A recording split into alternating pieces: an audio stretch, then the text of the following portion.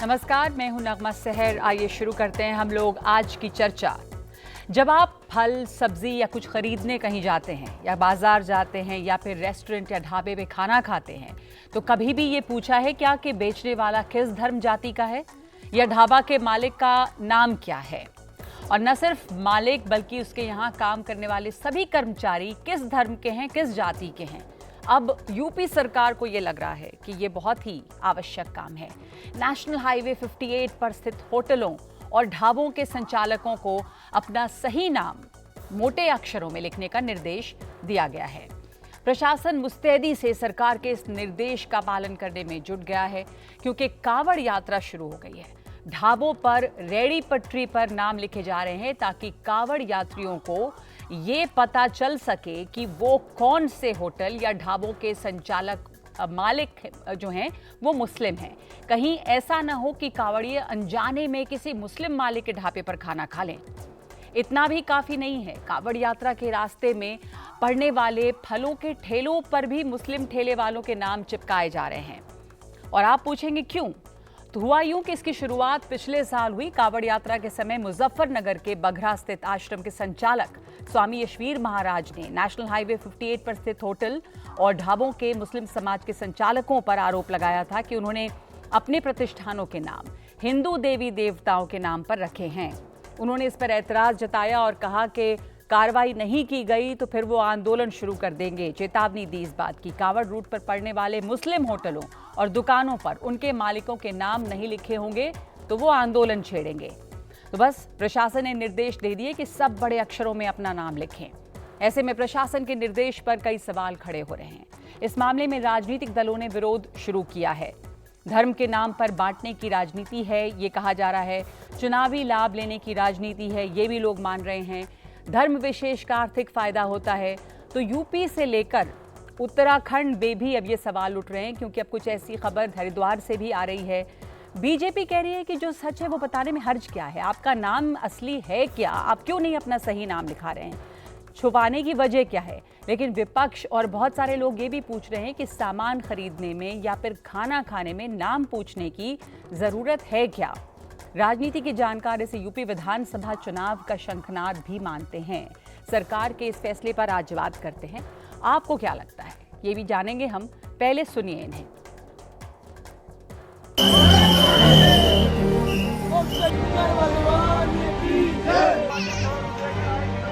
जब रामदेव को अपनी पहचान बताने में कोई दिक्कत नहीं है तो रहमान को क्यों दिक्कत हो रही चाहिए? अपने नाम पर तो सबको गौरव होता है। कांवड़ यात्रा पे प्रपोज कर रहे हैं, इसके पीछे मंशा है इकोनॉमिक बॉयकॉट ऑफ मुस्लिम्स को नॉर्मलाइज करना। हिंदू कौन है, मुसलमान कौन है, हो सकता है इसमें जाति नहीं, इनके मंशा में ये हो सकता है कि कहीं दलित तो नहीं है। पुलिस को छानबीन करनी चाहिए, कोई असामाजिक तत्व इसमें दुकान लगा के ना बैठे। धर्म के आधार पर या जात के आधार पर इसमें डिस्क्रिमिनेशन नहीं होना चाहिए, इससे दूरी बढ़ती है।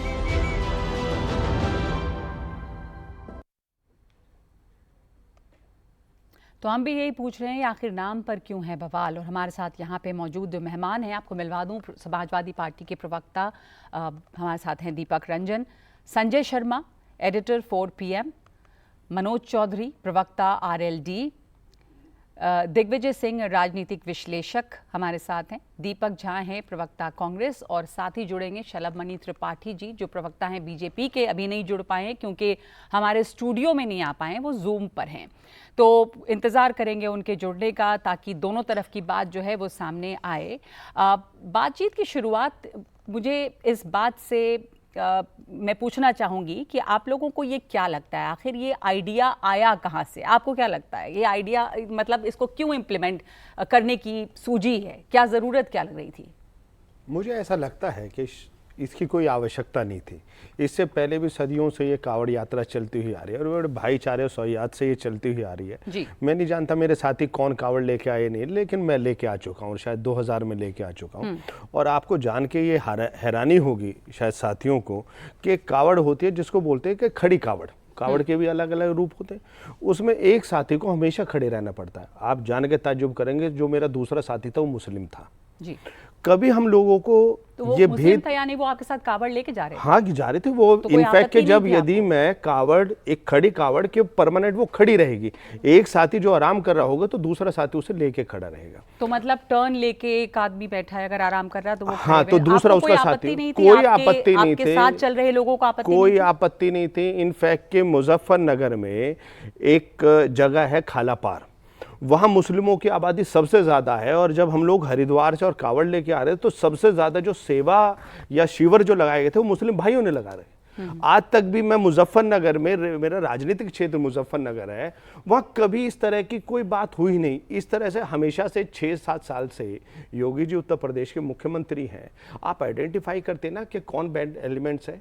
वो जाति के, धर्म के आधार पर इस तरह के बोर्ड लगाते हैं, ये निश्चित रूप से मैं और मेरी पार्टी ये मानती है कि ये समाज को बांटने का काम है, ये नहीं होना चाहिए, और योगी जी को इस पे पुनः विचार करना चाहिए। ये देश जी बापू का देश है, चौधरी चरण सिंह जी का देश है। उन्होंने जाति प्रथा तोड़ी थी, धर्म प्रथा तोड़ी थी। इनफैक्ट चौधरी चरण सिंह जी तो ये कहते थे जो गैर जाति गैर धर्म में जो शादी करेगा उसे सरकारी नौकरियों में उसे डिविजन मिलेगा। जी जी। तो ये सरासर गलत वापस लेना चाहिए। दिग्विजय जी, आपको क्या लग रहा है इसका आइडिया, इसकी जरूरत क्या, समस्या क्या थी, ये करना पड़ा? जी, आप इससे बेसिकली आप इसके इंट्रोडक्शन में ही एक प्रॉब्लम देख पा रही हैं कि आप जैसे इसको इंट्रोड्यूस कर रही हैं, मैं उससे बिल्कुल ही अग्री नहीं करता हूं, बिकॉज ये धर्म के लाइन पर ज़्यादा लिया जा रहा है। अगर किसी प्रशासनिक मतलब आपको दिखा है ऑर्डर में नाम लिखने को कहा गया है या अपनी आइडेंटिटी रिवील करने को कही गई है, तो मैं ये मानता हूं कि आइडेंटिटी रिवील करने में कोई प्रॉब्लम नहीं होना चाहिए। तो आइडेंटिटी रिवील करने का मकसद क्या होगा? आइडेंटिटी रिवील करने का मकसद है, आप इसको अगर एडमिनिस्ट्रेटिव यूनिट से देखेंगे तो आप वहां के एसएसपी का बयान भी देखेंगे कि तो वो असली नाम लिखने का क्या मतलब हुआ? अगर किसी ने लिखा मोनू का ढाबा, तो उसका आपका असली नाम क्या है, इसका क्या मतलब होगा? नहीं, आप ये देखिए ना कि हम जब से हम आजाद हुए हैं, द प्रॉब्लम हैज बीन कि हम सेकुलरिज्म को बहुत ज्यादा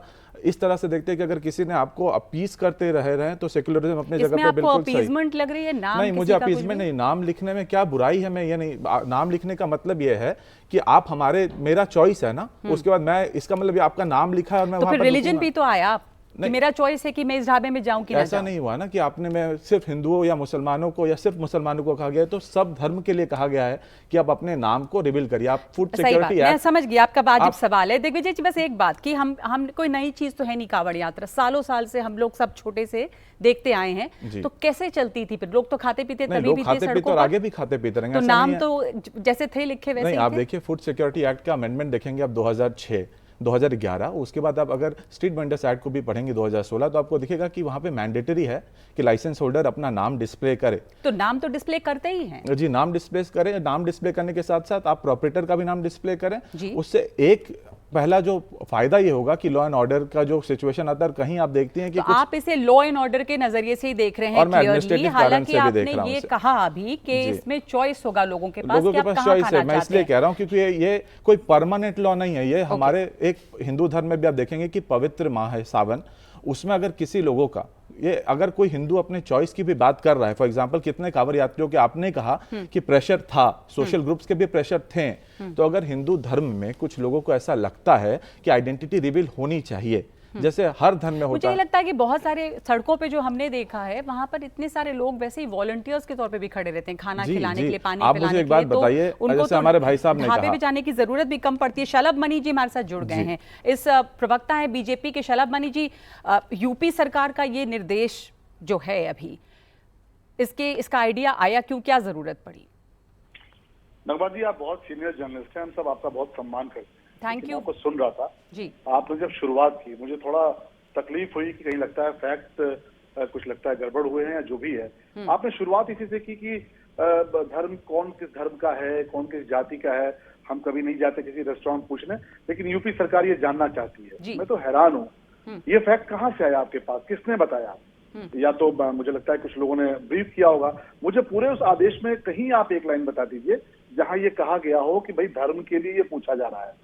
कहीं तो धर्म किस का चीज कारण के इसके लिए ये पीछे हो पूछा जा सकता रहा है? है। फिर हम लोग, हो सकता है कि कुछ कंफ्यूजन हो, तो आप ही से जानना चाहते हैं कि मैं किस चीज इसीलिए के लिए हूँ, पूछा जा रहा है, मैं क्योंकि इसीलिए उसके उम्मीद बीच करता हूँ में नगमा जी कि जब तक ये चीज हाँ। आपको क्लियर नहीं है तो कम से कम आप जैसी एंकर जिसको हम सब सुनते हैं, आपको ये कहना मतलब बहुत उचित नहीं लगता कि आप शुरुआत यहाँ से करें कि कौन किस धर्म का है। ये उत्तर प्रदेश सरकार सर, जानना जब चाहती बात है। सामने यही है कि सबका नाम लिखना जरूरी है, बल्कि तमाम लोगों ने ये कहा है कि आपको अपने असली नाम को बताने में गलत क्या है, क्यों नहीं बिल्कुल, बता रहे। बिल्कुल। यहाँ तक खबर आई कि एक संगम ढाबा जो था उसका नाम सलीम ढाबा अब किया गया, क्योंकि पहले उन्होंने गलत नाम लिख दिया था संगम ढाबा। तो ये किस चीज के लिए किया गया? इसमें धर्म कहाँ से आ गया नगमा जी? तो फिर आपका क्या नाम अगर चीज़ है ये? नगमा है, आपका अगर नाम नगमा है तो आपका नाम नगमा दिखना चाहिए। इसमें दिक्कत हाँ। क्या है? आपने कभी अपना नाम झूठ तो बोला? अब क्या मेरी आपका नाम मुझे मेरा बताइए। सवाल ये है कि फिर इन लोगों ने क्यों अपने नाम को छुपाया या गलत क्यों लिखा? आपको आप प्रॉब्लम मुझे- क्या लगती है? आप मुझे थोड़ा बोलने देंगी तो मुझे थोड़ा सुविधा होगी। बोलिए, बोलिए। यहाँ जितने पैनलिस्ट बैठे हैं, मैं इनसे पूछना चाहूंगा, किसी ने अपना नाम कभी दूसरा कहीं दिखाया क्या है? संजय शर्मा जी ने अपना नाम संजय शर्मा बताया होगा, नगमा जी ने अपना नाम नगमा बताया होगा, दिग्विजय जी ने अपना नाम दिग्विजय बताया होगा। तो जो लोग नाम ही अपना असली नहीं बताना चाहते, नाम छुपाना चाहते हैं, तो सवाल तो उनके ऊपर भी खड़ा होता है। दूसरी बात, आपने भी दिग्विजय जी से पूछा कांवड़ यात्रा बहुत सालों से चल रही है। सही बात है, कांवड़ यात्रा बहुत सालों से चल रही है, आगे भी बहुत सालों तक चलेगी। तब दूसरे तरह की चुनौतियां थी, आज दूसरे तरह की चुनौतियां हैं। तब ड्रोन अटैक नहीं होते थे, तब बहुत सारी चीजें नहीं होती थी, तब इस प्रकार के टेररिस्ट अटैक नहीं होते थे। चैलेंजेस तो एडमिनिस्ट्रेशन के सामने अलग अलग तरह के आते हैं। समाजवादी पार्टी के हमारे विधायक जी एक हैं। मिनट, कांवड़ यात्रा बहुत दिनों से चल रही है, सिचुएशन तब अलग थी अब अलग थी, मैं वही जानना चाह रही हूँ। सिर्फ ये टेररिस्ट अटैक की बात है कि आप अपना असली नाम बताएं, और पहले जो ये खाने पीने के लिए लोगों को किसी के नाम, या रेडी पटरी वालों की भी खबर आई थी कि उनको भी अपना नाम डिस्प्ले करना है, क्या ये सिर्फ इसी महीने के लिए ऑर्डर है, सावन के महीने के लिए? फूड सिक्योरिटी जो एक्ट है उसको अगर आप पढ़ेंगी, और कांग्रेस सरकार में आया, समाजवादी पार्टी के सहयोग से आया, उसमें स्पष्ट लिखा है कि आपको अपना नाम और अपना प्रोप्राइटर सब बताना पड़ेगा, लाइसेंस लगाना पड़ेगा। ये तो उस कानून को हम इम्प्लीमेंटेशन करा रहे हैं। और रही बात कि आपने जो कहा, बिल्कुल सही बात है, सुरक्षा की दृष्टि से, प्रशासनिक दृष्टि से कहीं कोई असुविधा न हो, हमारे जो कांवड़ यात्री जा रहे हैं, जो श्रद्धालु जा रहे हैं, उनको ये पता चले कि कौन सी शॉप पे जा रहे हैं। और बहुत सारे चैलेंजेस होते हैं, इतनी बड़ी यात्रा निकलती है, बाकी लोगों को भी इसमें शामिल कर लेते हैं। आपने सही कहा कि ठीक है, शलभ मनी जी, आपने कहा कि ये सुरक्षा की दृष्टि से किया जा रहा है, प्रशासनिक, और थैंक यू, आपने कहा कि हम लोगों को कंफ्यूजन है और आप इसको हमें साफ कर रहे हैं। इस बीच एक खबर और बता दें कि खबर आई थी, मुझे नहीं पता कि ये आपके हिसाब से खबर सही है या गलत, पर ये खबर आई कि कांवड़ यात्रा मार्ग में पड़ने वाले मुजफ्फरनगर के एक हिंदू होटल से मुस्लिम कर्मचारियों को हटवाया गया। खतौली बाईपास पर स्थित साक्षी ढाबा पर काम कर रहे 4 मुस्लिम कर्मचारियों को हटाया गया। क्यों हटाया गया, इस बारे में जानने के लिए ढाबा मालिक से बात की गई है। तो ये जो ढाबा मालिक हैं, हम सुनाते हैं आपको। अब ये ढाबा मालिक ऐसा क्यों कह रहे हैं नहीं पता, पर सुनिए कि वो क्या कह रहे हैं। ये आया था कि आप प्रोपराइटर का बोर्ड लगाएंगे, जो प्रोपराइटर मतलब जो चला रहा है वही, उसका नाम होना चाहिए, जिससे कि ये पता चल सके कि किसका होटल है। भाई ये तो मैं कह नहीं सकता क्या नाम, भाई इस बारे में तो नहीं कह सकता। वो लगा दिया आपने, उसके बाद में आपके यहाँ पर कुछ मुस्लिम लड़के जो काम करते थे उनको भी हटाया गया है। हाँ, ये उन्होंने कहा क्या ना, भाई प्रशासन के आदमी आए थे, उन्होंने क्या कहा? उन्होंने कहा क्या ना, भाई ये नहीं रहने चाहिए, मुस्लिम लड़के नहीं रहने चाहिए। कितने लड़के थे आपके यहाँ? हमारे यहाँ 4 थे जी। चारों को हटा दिया? हाँ जी। कब हटाया है? होली होंगे 6-7 दिन। चलिए, आप लोग इस पर, शलभ मनी जी, आप इस पर प्रतिक्रिया देना चाहेंगे? पहले मैं बाकी लोगों को शामिल करना चाहती हूँ इस बातचीत में। आपने मुझसे पूछा? जी, ये वो कह रहे हैं कि ये घटना संज्ञान में आई थी, पुलिस के लोग वहां पर गए थे, उसमें आइडेंटिफिकेशन हो रही थी। जिन 4 लोगों की बात है उनसे उनके आधार कार्ड मांगे गए, उनका आइडेंटिफिकेशन मांगा गया कि भाई कोई चीज हो आपके पास, आधार कार्ड हो, कोई भी आपके पास लाइसेंस हो। उन 4 कर्मचारियों के पास कोई भी अपना कोई प्रमाण नहीं था कि वो रहने वाले कहाँ के। देखिए, हम उस वक्त में हैं जहां इरफान सोलंकी समाजवादी पार्टी के विधायक हैं, आप कानपुर से हैं। आप देखिए, करीब 5-6 हजार बांग्लादेशियों को उन्होंने कानपुर का नागरिक बना दिया। हमारे संजय भाई बैठे हैं, मुझसे शायद डिफर करेंगे, पर ये घटना ऐसी है कि पिछले 1 साल से लगभग ये जो 4 थे ये बांग्लादेशी नागरिक थे? नहीं, उसकी जांच हो रही है, तफ्तीश हो रही है, कौन हो सकते हैं। ठीक है, बाकी लोगों को शामिल कर लेते हैं। हमारे जो आपने पहले ऑब्जेक्शन किया कि मैं कैसे कह रही हूँ धर्म के नाम पर, इस तरह की खबरें आई हैं, इसलिए कहा जा रहा है कि क्या इसका मकसद है, और यही समझना चाह रहे हैं। आपके पास आती हूँ। आप दीपक रंजन जी, ये इसमें बुराई क्या है? जैसे ये दोनों लोगों ने बताया अभी कि आपका जो नाम है बताएं, ये सुरक्षा की दृष्टि से महत्वपूर्ण है, आप लोग इसमें धर्म का एंगल दे रहे हैं, क्यों? देखिए नगमा जी, सवाल ये नहीं है कि कौन इस पे आपत्ति कर रहा है, कौन इस पे आपत्ति नहीं कर रहा है। सही है कि हम अपोजिशन के लोग हैं, और हम जो इनकी टाइमिंग पे हमें आपत्ति है, और हमारी छोड़ दीजिए टाइमिंग यानी विधानसभा चुनाव होने वाले हैं। नॉट विधानसभा चुनाव, बाई इलेक्शन तो है ही है। और अब कल से मान लीजिए कांवड़ यात्रा शुरू हो रही है। अब 7.5 साल से इनकी उत्तर प्रदेश में सरकार है और इनकी डबल इंजन की सरकार चल रही है और पिछले 10 साल से इनकी केंद्र में सरकार है। अब तक इनको याद नहीं, आज जब चुनाव परिणाम उत्तर प्रदेश में इतने निराशाजनक रहे भारतीय जनता पार्टी के, तब इनको याद आ रहा है। और देखिए अभी हमारे मित्र, हमारे भाई सलमणि त्रिपाठी जी, भारतीय जनता पार्टी के प्रवक्ता और हमारे विधायक, वो सबका नाम पूछ रहे थे कि समाजवादी पार्टी के नेता का नाम दीपक, प्रवक्ता का नाम दीपक रंजन है, आपका नगमा जी, आपका संजय शर्मा जी है। क्या इनके अंदर हिम्मत है आदरणीय योगी आदित्यनाथ जी का नाम अस्थि पूछ करके दिखा दें? पूछ सकते हैं ये? योगी आदित्यनाथ जी का अस्थि नाम क्या है?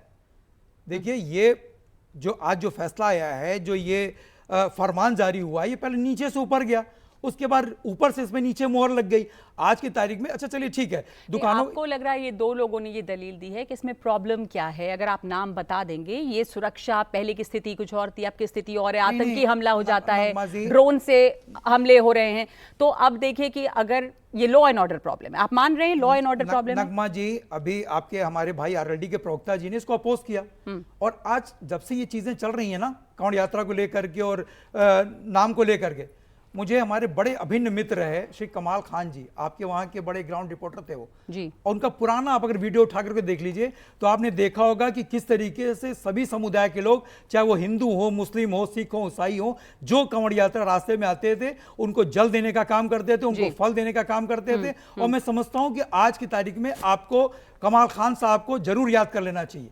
और फिर आप ये बताइए नगमा जी, जो नवरात्रि में हम लोग व्रत रहते हैं, हम हो चाहे यहाँ जितने हमारे भाई बैठे हैं, ये सब लोग रहते होंगे, नवरात्र के व्रत रहते हैं, हम जो सेंधा नमक खाते हैं वो कहाँ से आता है? वो सेंधा नमक कहाँ से आता है? जो मकर संक्रांति में हम पतंग उड़ाते हैं, चाहे गुजरात में उड़ाते हुए, हम लखनऊ में भी हम लोग उड़ाते हैं, हम लोग लखनऊ के रहने वाले हैं, वो पतंग कौन बनाता है? तो आज की तारीख में ये खाई पैदा करने काम कर रहे हैं, नहीं कर रहे हैं। और आप देखिए टाइमिंग के लिए मैं बार बार ये कह रहा हूं, इसलिए मैं कह रहा हूं, दिग्विजय जी ने भी कहा, आधा मिनट में नगमा जी और लूंगा कि आरएसएस की मीटिंग 2 दिन इतनी महत्वपूर्ण मीटिंग थी, आज की तारीख में क्यों नहीं चर्चा हो रही उस पर? जैसा दिग्विजय जी ने कहा कि सेक्युलरिज्म की बात आप लोग इसमें बेकार ला रहे हैं, लॉ एंड ऑर्डर की एक प्रॉब्लम है। मैं जल्दी से संजय जी को शामिल करना चाहती हूँ और दीपक झा को। आप आपको इस पूरे मामले पर आप इसको कैसे देख रहे हैं, क्या रीजन है इसका? देखिए, सबसे पहली बात यह है कि सरकार, जो अभी बात हो रही थी कि सरकार जिसका खुद का ही नाम नहीं है, तो नया नया व्यापारी आया है, व्यापार करने के नए नए तरीके ढूंढ रहा है। तो जो उत्तर प्रदेश के मुख्यमंत्री हैं वो व्यापारी हैं, मार्केटिंग कर रहे हैं। बात यह है कि तुलसीदास जी, जो क्या फायदा इनको मैं बता रहा हूँ, तुलसीदास जी ने कहा है रामायण में, हर व्यापक सर्वत्र समाना, प्रेम ते प्रकट हो ही मैं जाना। तो भगवान तो प्रेम से प्रकट होता है, यत्र तत्र सर्वत्र, कहीं ऐसा सृष्टि का कोई कोना नहीं है जहां पे ईश्वर का आवास नहीं है, भगवान नहीं है। तो योगी आदित्यनाथ जी, ऐसी क्या इनकी मजबूरी है कि सावन का महीना सिर्फ और सिर्फ मुजफ्फरनगर में चल रहा है या पूरे हिंदुस्तान में चल रहा है? कांवड़ की यात्रा सिर्फ और सिर्फ मुजफ्फरनगर में चल रही है, पूरे उत्तर प्रदेश में चल रही है, इलाहाबाद, प्रयागराज, गंगा जी, मिर्जापुर, हर तरफ पूरे जगह है। तो बनारस, गंगा हर जगह है, सब जगह है ना। तो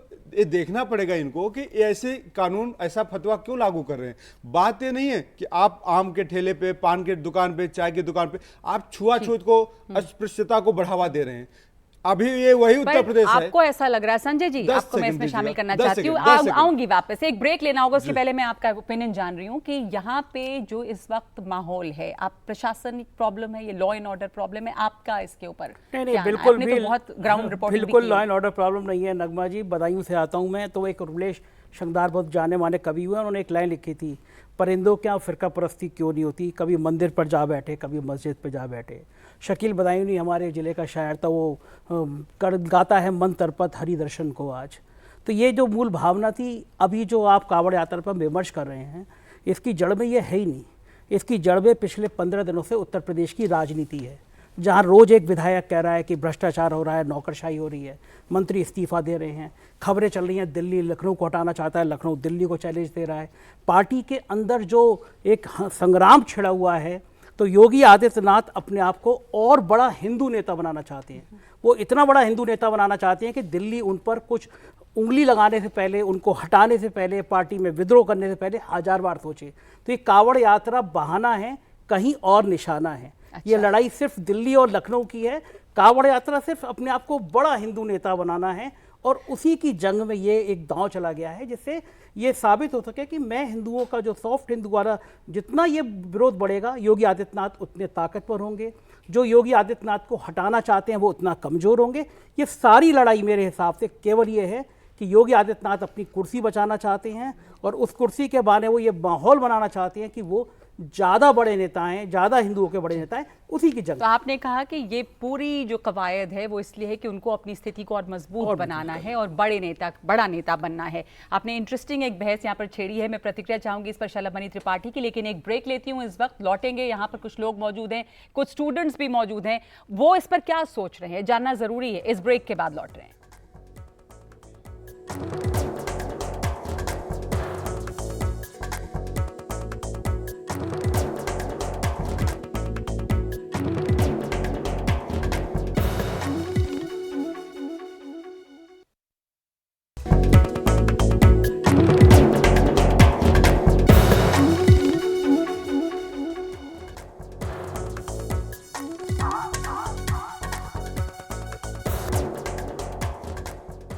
उत्तर प्रदेश में और साथ साथ अब उत्तराखंड में भी ये ढाबों और होटलों के या रेहड़ी पटरी वालों के नाम जाहिर करने को लेकर क्यों बवाल मचा हुआ है और क्यों इस पर इतनी तरह की बातें आ रही हैं, इस पर हम चर्चा कर रहे हैं। हम लोग में कुछ यहाँ से सवाल भी लेंगे, लेकिन ब्रेक के पहले संजय शर्मा जी ने एक बात की थी कि ये इसका मकसद तो दरअसल कुछ और है, निशाना कहीं और है।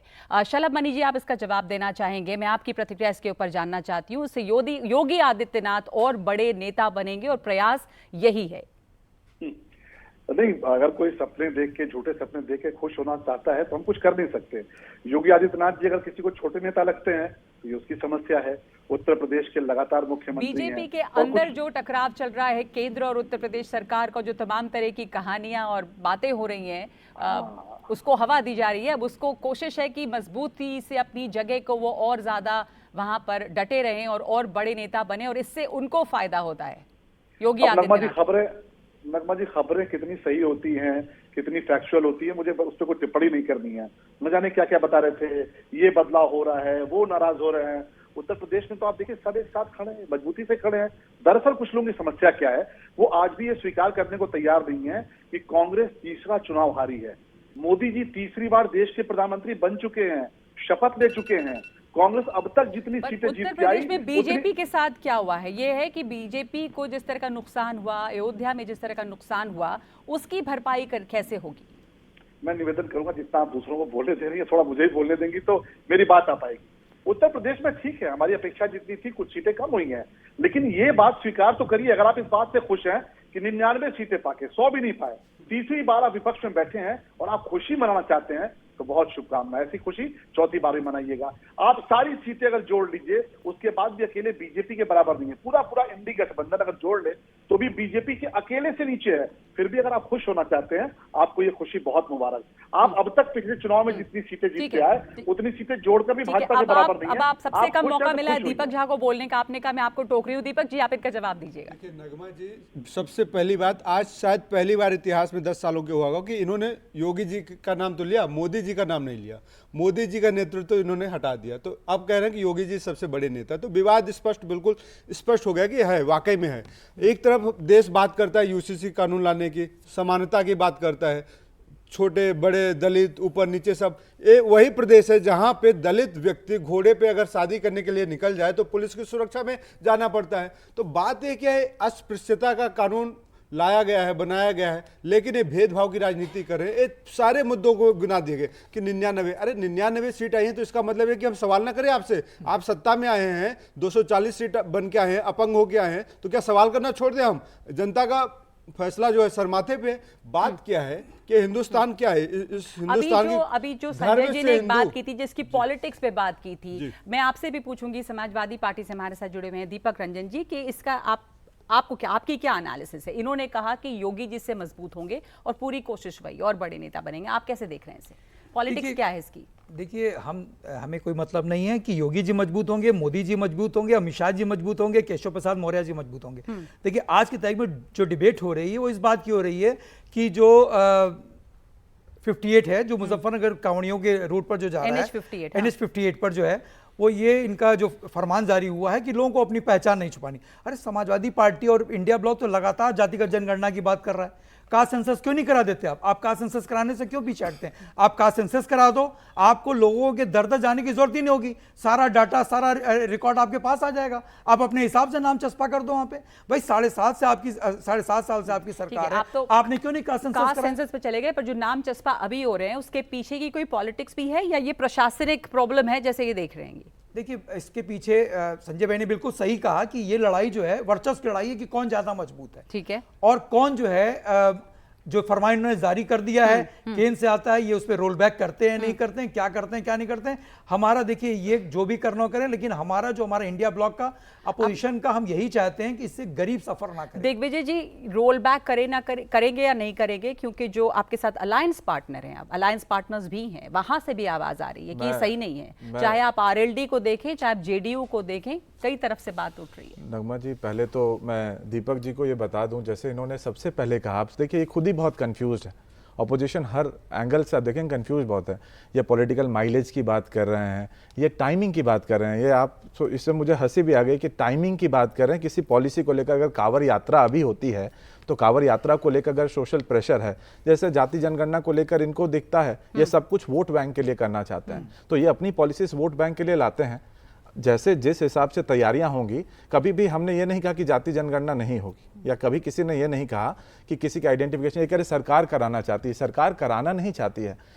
अगर एक सोशल प्रेशर है और उस पर काम किया जाए, जो लोग भाजपा और संघ के कार्यशैली को नहीं समझते हैं। सोशल प्रेशर कहाँ से आ रहा है संजय जी? आप तो जमीन पे हैं, यूपी में, क्या सोशल प्रेशर है बहुत जिसके लिए करना पड़ रहा है? सोशल प्रेशर हमने तो कभी देखा नहीं, क्योंकि सोशल प्रेशर तो तब होता है, ये बात हर जगह पे लागू होती है कि लोग आवाज उठा रहे हैं। लोग आवाज उठा रहे हैं। कौन इंसान ऐसा होता है जो किसी जगह खाना खाने जाए और वो पूछे तुम किस धर्म के हो, किस मजहब के हो? उत्तर प्रदेश में तो ये बात देखी नहीं।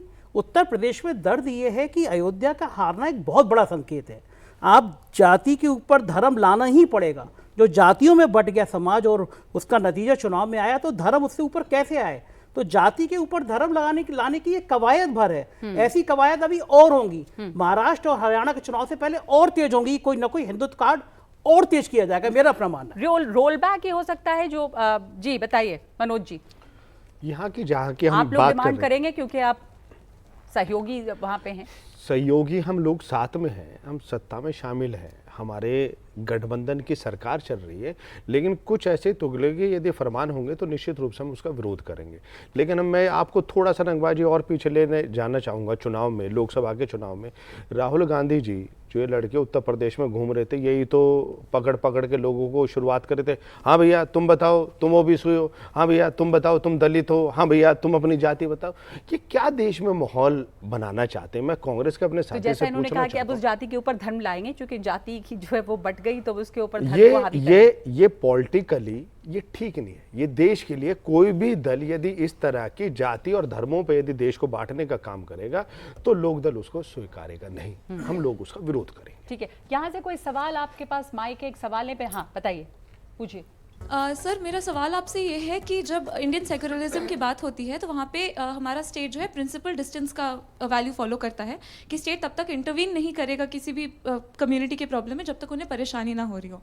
अगर हम पहले कंसिडर करते हैं नाम, जो आइडेंटिटी का एक फैक्टर होता है, आपका रिलीजन, आपका सब ग्रुप, आपका कास्ट, सब कुछ वो डिपिक्ट करता है। अगर हम लोग ये अज्यूम करके भी चल रहे हैं कि ये कांवड़ यात्री जो है इन्हें परेशानी है किसी रिलीजन या किसी सबकास्ट या किसी भी व्यक्ति के बनाए गए खाद्य पदार्थ से, तो क्या ऐसा करना पॉसिबल नहीं है स्टेट से कि ऐसे कुछ state sponsored food distribution camps या फ्रूट डिस्ट्रीब्यूशन कैंप्स वो सेटअप कर दें जिनसे ये इंश्योर हो सके कि वो कांवड़ यात्री केवल उन जगहों पर जाएं और बाकी के जो शॉप होल्डर्स हैं उनका इकोनॉमिक फंक्शनिंग जो है वो बॉदर ना हो पाए। मैं इस जवाब ले लूं जल्दी से क्योंकि मेरे पास समय कम है। शलभ मनी त्रिपाठी, आप बेहतर इसका जवाब दे पाएंगे।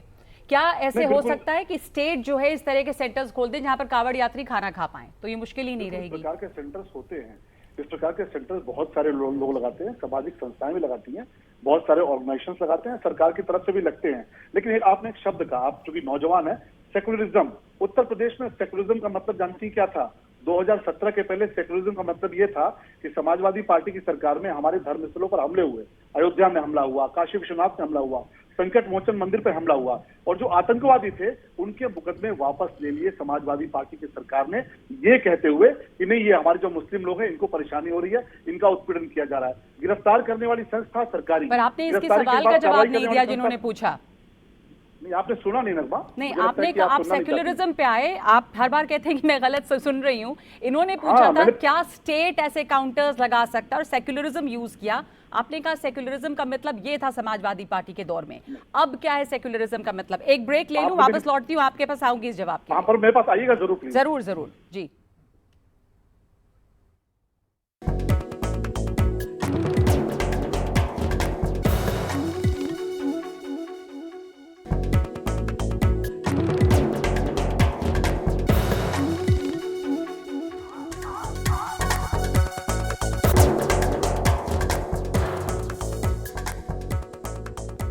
चलो मणि जी के पास वापस चलते हैं। आपसे मैंने कहा था कि आपके पास आऊंगी जवाब लेने के लिए। जो सवाल पूछा गया था कि स्टेट क्यों नहीं खोल सकती फूड सेंटर्स, और सेक्युलरिज्म 2017 का आपने बात की थी। अब आप बीजेपी की सेक्युलरिज्म क्या है?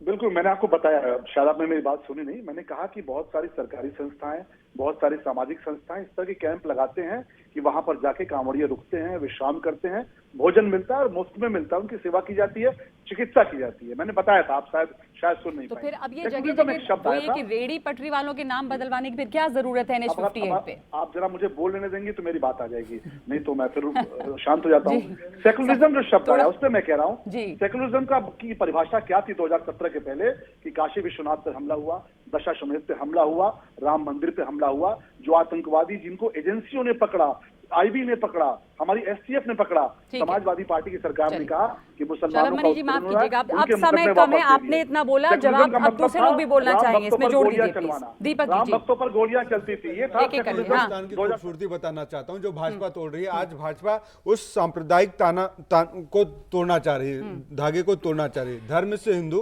कर्म से मुसलमान, गंगा में करूं वजू, मैं ही तो हूं हिंदुस्तान। तो हमारा हिंदुस्तान ये है कि एक मुसलमान गंगा में वजू करके जाके अपनी नमाज पढ़ता है। तो इस खूबसूरती को 2017 के पहले जिस तरह का सेक्युलरिज्म था 2017 में 2002 में गोधरा कांड भूल जाते हैं। तो जहां जहां दंगा, मैं आपको बता रहा हूं, जहां जहां दंगे हुए वहां वहां भाजपा रही है। भाजपा दंगों की प्रयोगशाला चलाती है, RSS दंगों की प्रयोगशाला चलाती है। इसलिए तुलसीदास ने इनके लिए एक चौपाई बोली है और आप सब समझ जाएंगे, चोर लबार संत मुनि ज्ञानी जस आपन तस आप न जानी। तो ये चोरों की सरकार है, लुटेरों की सरकार है। देखिए आप ये कहीं और चले गए, हम अभी इस पर बात कर रहे हैं कि ये क्यों हो रहा है, उत्तर प्रदेश सरकार ये क्यों कर रही है। एक और मैं सवाल ले लूं यहाँ से, देखिए युवाओं का सवाल जरूरी है कि इनको क्या लग रहा है इस तरह के मुद्दे से, जल्दी से पूछिए। मेरा सवाल दिग्विजय जी से है।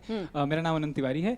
सर, जब आपने कहा कि ये जो चीजें हैं नाम से कहीं रिलीजियस ग्राउंड नहीं है, मैं बनारस का रहने वाला हूं, मैं भी जानता हूं कि उत्तर प्रदेश में 80-20 की राजनीति होती है। नाम से क्या हो रहा है, क्या पता चल रहा है, पूरे देश को पता है। और जैसा कि इन्होंने भी कहा कि ये नाम क्या है, रामचरितमानस में लिखा है कि विश्व भरण पोषण कर तोई ताकर नाम भरत अस होई। वो तो भरत है, जो सेवा कर रहा है वो भरत है, नाम से क्या होगा। मैं प्रतिक्रिया जानना चाहता हूं। आपको बुरा लग रहा है कि ये क्यों सबके नाम पूछे जा रहे हैं? बिल्कुल, तो बताइए भाई। ये मैं फिर यही बता रहा हूँ कि जो कंफ्यूजन क्रिएट किया गया, सलभ जी ने बहुत सही कहा, 2017 से कंफ्यूजन क्यों, उनको ये मैं बता रहा हूँ उनको जो समझ में, उसका जवाब ही दे रहा हूँ। मुझे बस 30 सेकंड दीजिएगा।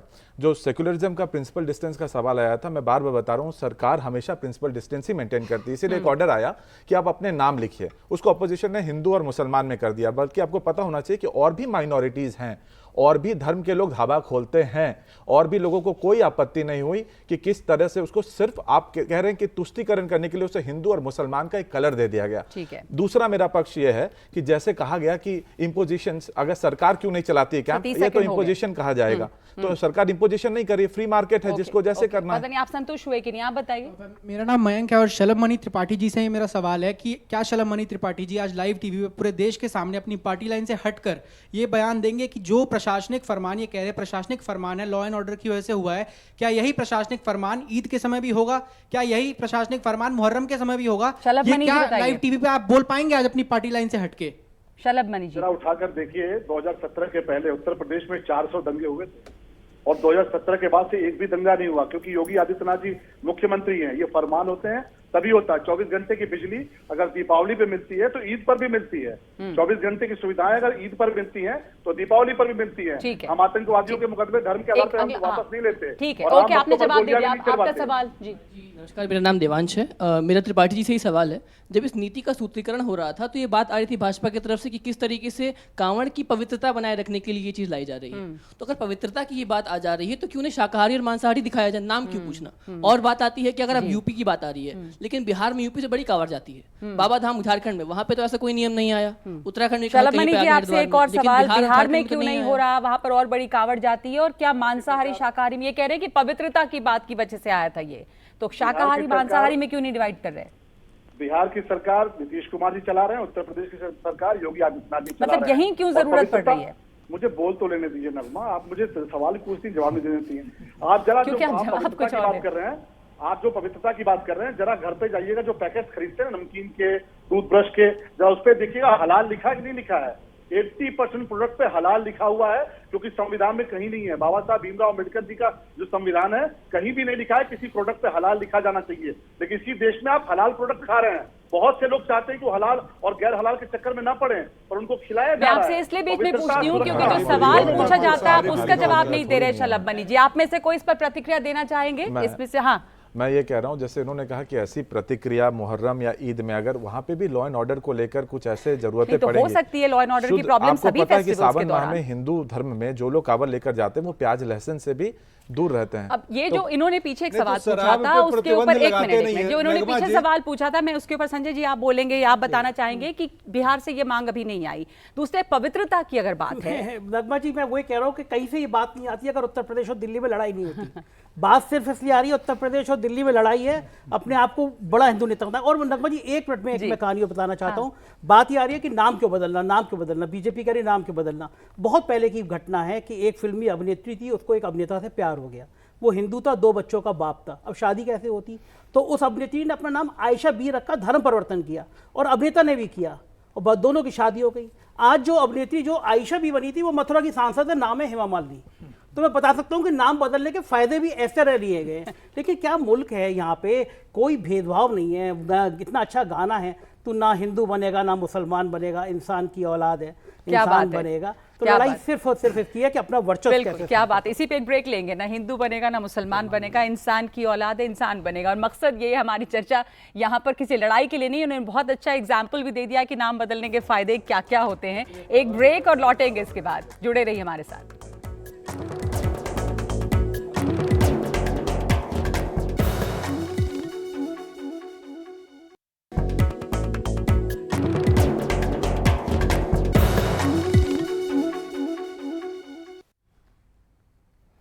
तो सबसे पहले मैं यहाँ पे मौजूद स्टूडेंट्स और तमाम लोगों से पूछना चाहूँगी कि अब इसके बाद मोटे तौर पे आप NH 58 पे जा रहे हैं या किसी हाईवे पे जा रहे हैं, नाम देख के जाएंगे कहाँ क्या लिखा हुआ है, किस ढाबे पे जाना है? कितने लोग हाथ उठाएंगे? थोड़ा नाम देख के जाना जरूरी लगता है आपको?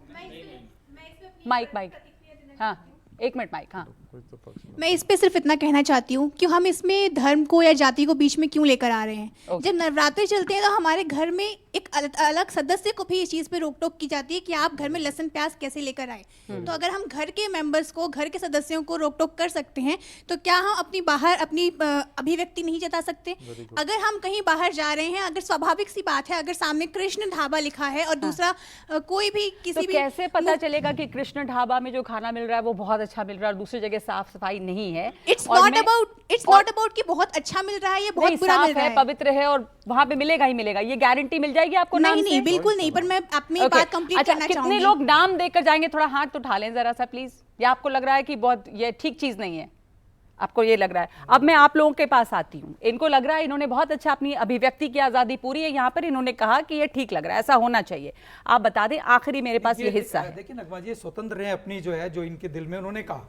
लेकिन हम तो चाहते हैं जिस टाइम नवरात्रि हो उस टाइम ऑल ओवर इंडिया में मदिरा को भी बैन कर देना चाहिए, मदिरा पे भी रोक लगा देनी चाहिए। और मैं अभी हमारे मित्र दिग्विजय जी जो है, दिग्विजय जी हमारे मित्र इत्तेफाक जाहिर भारतीय जनता पार्टी को रिप्रेजेंट कर रहा हूँ, बीजेपी के।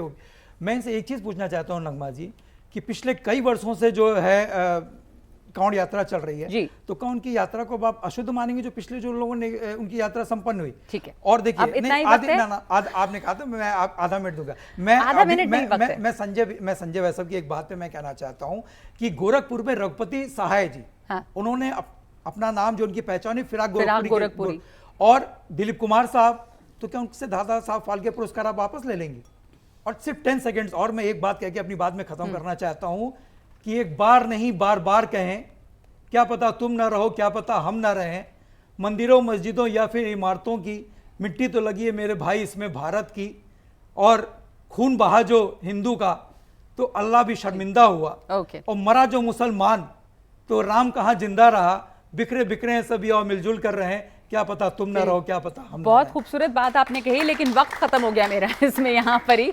और आपने जो भी कहा था, बात ये कि इससे फायदा जो है वो इमीडिएट पॉलिटिकल फायदा भी तो मिल रहा होगा, ये जरूर है। ये सब बातें सुनने में अच्छी लगती हैं, आपको लग रही है ये बात इनकी अच्छी सुनने में? जी, मैं बिल्कुल आपको पहले लाइन से मैंने कहा कि एक सिंपल गवर्नमेंट ऑर्डर को, एडमिनिस्ट्रेटिव ऑर्डर को अगर पॉलिटिकल कलर देना कोई सीखे तो समाजवादी पार्टी से सीखे। ठीक है, तो पॉलिटिकल कलर दे रहा है विपक्ष यहाँ पर। 10 सेकंड दे दीजिए। देखिए यहाँ पे आपने जितनी भी जनता बैठी, किसी ने नहीं कहा कि हम नाम देख के जाएंगे। तो सबसे बड़ा स्पष्ट है कि यहाँ पे मंदिर, मस्जिद, गिरजाघर ने बांट दिया इंसान को, धरती बांटा, सागर बांटा, मत बांटो इंसान को। तो मैं कहूंगा ये जो सत्ता में बैठे हैं नकली बाबा, लेकिन इससे क्या जमीन पर जो पॉलिटिक्स जमीन है पे उसको कोई जो मानेगा? नकली बाबा बैठे हैं, देश को बाबा बनाना चाहते हैं और कुछ नहीं बनाना चाहते हैं। शलभ मनी जी, बार-बार हमारे समाजवादी 10 सेकंड समाजवादी पार्टी के साथी ने बार-बार नवरात्र का जिक्र किया। मुझे एक उदाहरण बता दीजिए, समाजवादी पार्टी की सरकार में मुख्यमंत्री आवास के गेट खुल जाते थे, रोजा इफ्तारी होती थी, सरकारी पैसे पर होती थी।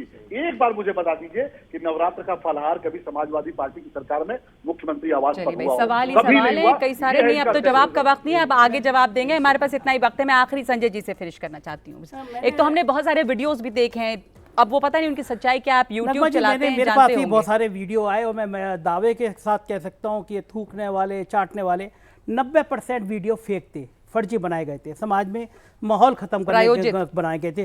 दूसरी बात, मेरी एक छोटी सी सिस्टर ने कहा कि नवरात्रि पे नॉनवेज वाली बात कही। मैं बंगाल गया, पूरे नवरात्रि में वहाँ पे नॉनवेज खाया जाता है, वो परंपरा में है। कामाख्या देवी में गया, बंगाल में गया, वहाँ बलि दी जाती है, बलि दी जाती है, प्रसाद चढ़ाए। तो ये आप क्या खाएंगे, क्या पिएंगे, ये व्यक्ति का अपना निजी अधिकार है। आप इसमें भी कहाँ से नियम और कानून? बस इतना ही वक्त है, ये अब मैं और वक्त ले नहीं सकती, इतना ही वक्त है मेरे पास। बहुत शुक्रिया आप तमाम लोगों का, ये बहस आगे भी जारी रखेंगे। Thank you.